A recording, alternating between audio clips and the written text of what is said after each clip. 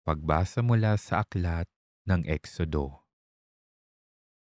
Noong mga araw na iyon, sinabi ng Panginoon kay Moises, "Bakit mo ako tinatawag? Palakarin mo ang mga Israelita. Itapat mo sa ibabaw ng dagat ang iyong tungkod. Mahahati ang tubig at matutuyo ang lalakaran ninyo. Lalo kung pagmamatigasin ng mga Ehipsyo at pasusundan ko kayo sa kanila. Ngunit doon sila lilipulin, ang mga Ehipsyo, ang mga kawal ng Faraon, pati ang kanilang mga karwahe. Ipakikita ko sa kanila ang aking kapangyarihan.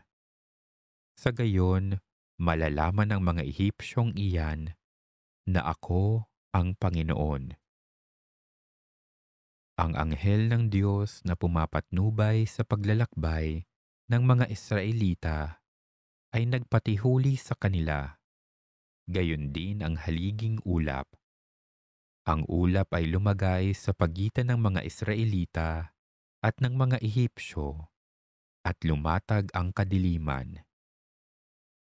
Dumating ang gabi at ang mga Ehipsyo ay di makalapit sa mga Israelita. Itinapat ni Moises ang kanyang tungkod sa ibabaw ng dagat. Magdamag na pinaihip ng Panginoon ang isang malakas na hangin mula sa silangan at nahati ang tubig. Ang mga Israelita ay bumagtas sa dagat na ang nilakaray tuyong lupa sa pagitan ng animoy pader na tubig. Hinabol sila ng mga Ehipsyo, ng mga kawal, karwahe at kabayuhan ng Faraon. Nang magbubukang liwayway na, ang mga Ehipsyo ay ginulo ng Panginoon mula sa haliging apoy at ulap. Nalubog ang gulong ng mga karwahe at hindi na sila makatugis ng matulin. Kaya't sinabi nila, "Umalis na tayo rito sapagkat ang Panginoon na ang kalaban natin." Sinabi ng Panginoon kay Moises, "Itapat mo ang iyong tungkod sa ibabaw ng dagat at tatabunan ng tubig ang mga Ehipsyo, pati ang kanilang karwahe." Gayon nga ang ginawa ni Moises, at pagbubukang liwayway, nanumbalik sa dati ang dagat. Ang mga Ehipsyo ay nagsikap makatakas, ngunit pinalakas ng Panginoon ang dating ng tubig, kaya't sila'y nalunod na lahat. Nang manauli ang dagat, natabunan ng mga karwahe't kabayo ng Faraon, pati ng kanyang mga kawal, at walang natira isa man. Ngunit ang mga Israelita ay nakatawid sa dagat, natuyo ang dinaanan, sa pagitan ng animoy pader na tubig.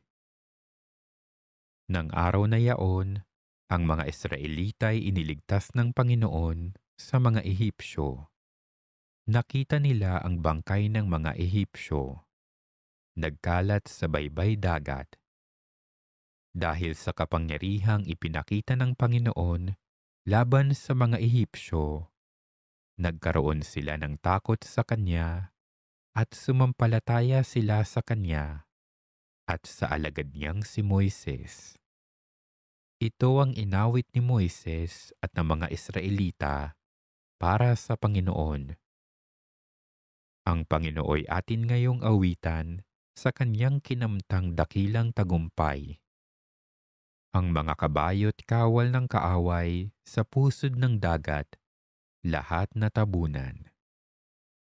Ang salita ng Diyos.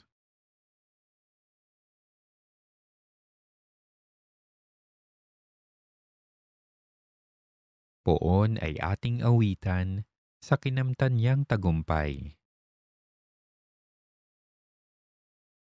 Ang Panginooy atin ngayong awitan sa Kanyang kinamtang dakilang tagumpay. Ang mga kabayo't kawal ng kaaway sa pusod ng dagat, lahat natabunan.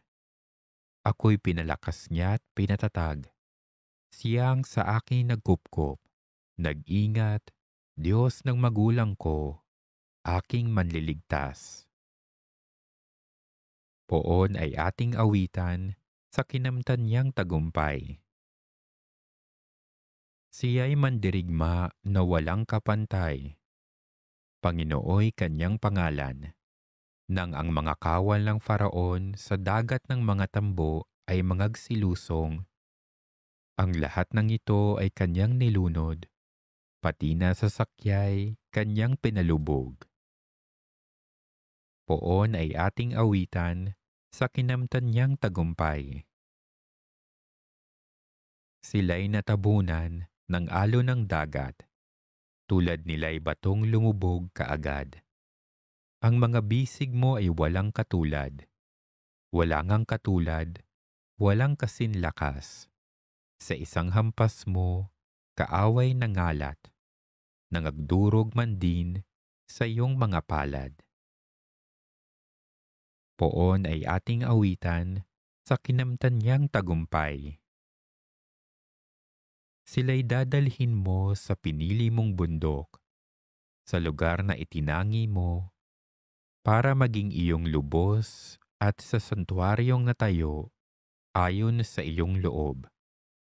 Ikaw poon maghahari magpakilanman. Poon ay ating awitan sa kinamtan niyang tagumpay.